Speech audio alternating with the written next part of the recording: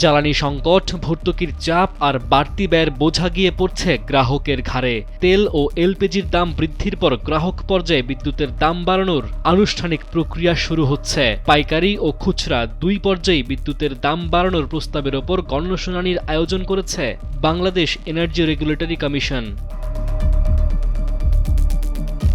অতীতের অভিজ্ঞতা বলছে, গণশুনানির পর প্রায় প্রতিবারই বেড়েছে বিদ্যুতের দাম। ফলে এবারও মূল্যবৃদ্ধি অনেকটাই নিশ্চিত বলে মনে করছেন সংশ্লিষ্টরা। প্রতি ইউনিট বিদ্যুতের পাইকারি দাম ১ টাকা ২০ পয়সা থেকে ১ টাকা ৫০ পয়সা পর্যন্ত বাড়ানোর প্রস্তাব দিয়েছে বিদ্যুৎ উন্নয়ন বোর্ড। সেই অনুযায়ী খুচরা পর্যায়েও দাম বাড়ানোর আবেদন জানিয়েছে বিতরণ কোম্পানিগুলো। বর্তমানে প্রতি ইউনিট বিদ্যুৎ উৎপাদনে খরচ প্রায় ১২ টাকা ৫০ পয়সা, অথচ পিডিবি পাইকারি পর্যায়ে তা বিক্রি করে প্রায় ৭ টাকায়। ফলে প্রতি ইউনিটে সরকারকে ভর্তুকি দিতে হচ্ছে প্রায় ৫.৫ টাকার মতো।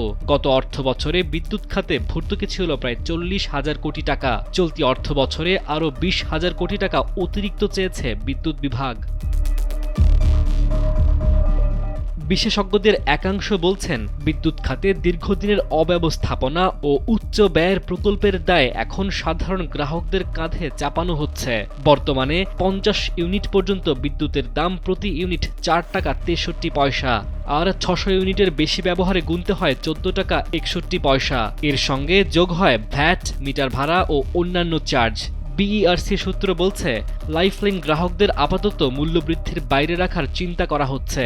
এখন দেখার বিষয়, বিদ্যুতের নতুন দাম মানুষের জীবনযাত্রায় কতটা বাড়তি চাপ তৈরি করে। ডেস্ক রিপোর্ট, সময়ের আলো।